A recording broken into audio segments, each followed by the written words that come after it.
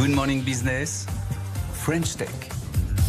Et aujourd'hui, une entreprise de copains qui se sont rencontrés à Polytechnique. Bonjour Jean-Yves Stéphan, vous êtes le cofondateur de Storio Energy. Vous êtes 4 à vous être rencontrés à Polytechnique, à avoir pris des chemins différents, à avoir monté des boîtes, c'est votre cas.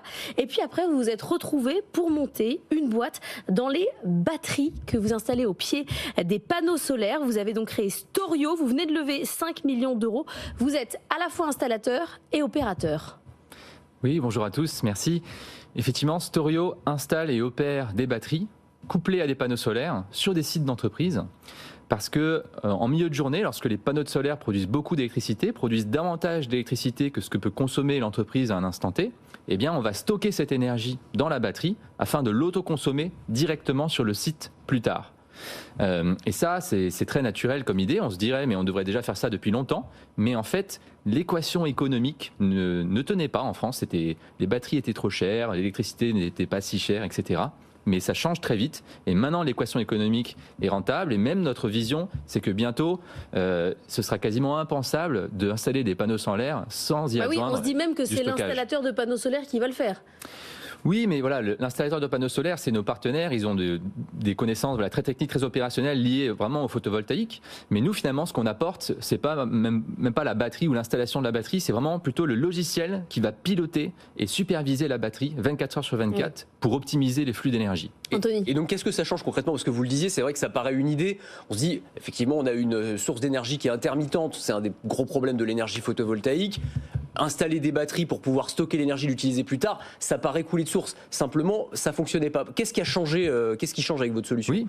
Alors, il y a déjà un certain nombre de tendances dont tout le monde bénéficie. Le déclin du prix des batteries, parce qu'il y a toute une industrie, une chaîne logistique qui s'organise. Il y a aussi globalement une hausse des prix de l'électricité par rapport à il y a quelques années, et aussi une hausse de la volatilité des prix au sein de la journée. À savoir que sur les marchés de gros, maintenant, on a de plus en plus parfois des prix très bas, voire proches de zéro ou négatifs, et à l'inverse, en milieu et en fin de journée, des prix très élevés. Voilà. Mais nous, peut-être la valeur ajoutée de Storio, ça va être ce logiciel qui va piloter la batterie pour à la fois générer des économies sur la facture d'électricité du site, mais aussi des revenus additionnels vis-à-vis du réseau électrique. C'est-à-dire que peut-être que la nuit ou le matin, ou peu importe, finalement, il y a des moments où le réseau électrique a une instabilité et que nous, nos batteries, elles vont pouvoir corriger ça.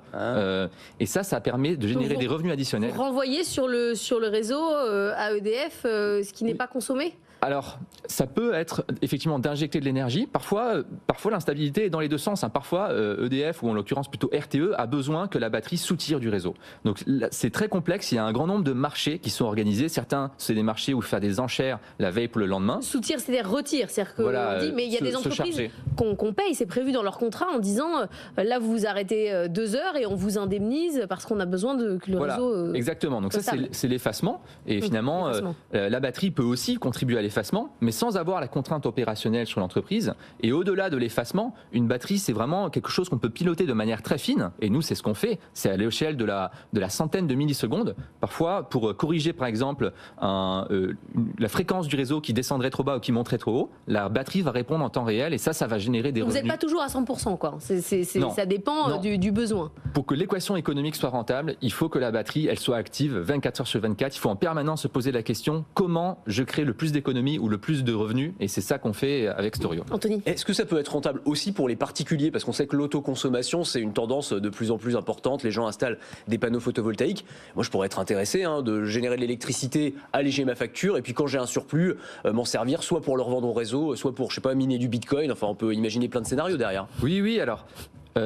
ça vous fait rire alors, mais oui. Oui, que vous miniez du bitcoin dans votre garage, ça me fait rire. Mais évidemment. En France, pour le moment, le segment des particuliers n'est pas encore très développé, même si lui aussi il augmente. Donc oui, si vous avez des panneaux solaires et que vous avez, on va dire, davantage aussi, c'est une question il faut toujours codimensionner finalement le stockage et les panneaux solaires. Souvent, ce qu'on se rend compte, c'est que si on met pas de batterie, on va juste mettre assez de panneaux solaires, mais on va éviter d'en mettre trop, sinon de temps en temps, on va trop produire et le surplus, il est faiblement valorisé. Alors les particuliers, ils ont des dispositifs de soutien de l'État qui font que s'ils ont trop d'énergie, ils peuvent la vendre à un prix très intéressant. Mais les très grandes entreprises, elles n'ont pas ces soutiens-là. Et donc là, c'est là encore plus qu'il y a le besoin finalement de stocker parce qu'on valorise beaucoup mieux l'énergie en la stockant sur site, en l'autoconsommant, qu'en l'injectant sur le réseau.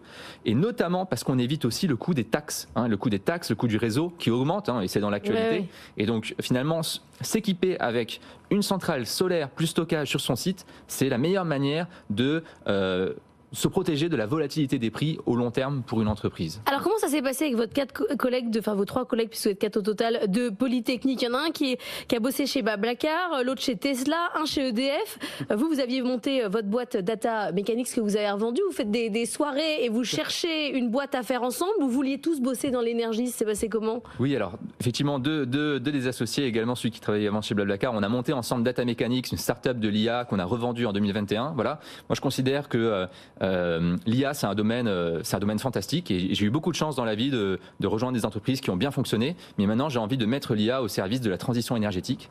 Et voilà, et d'où l'intérêt pour l'énergie et le stockage de l'énergie. Voilà. Et effectivement, heureusement, on a 2 autres associés qui, eux, sont 100% du secteur de l'énergie.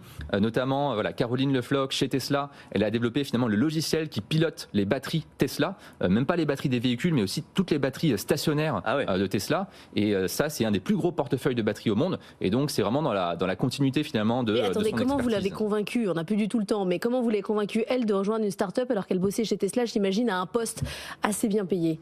Non, mais il y a l'envie d'entreprendre, il y a l'envie de faire quelque chose également en France, parce que la transition énergétique n'est pas gagnée. Et voilà, il y a des vrais enjeux, des vrais challenges devant nous. Et voilà, on est ravis de l'avoir convaincu.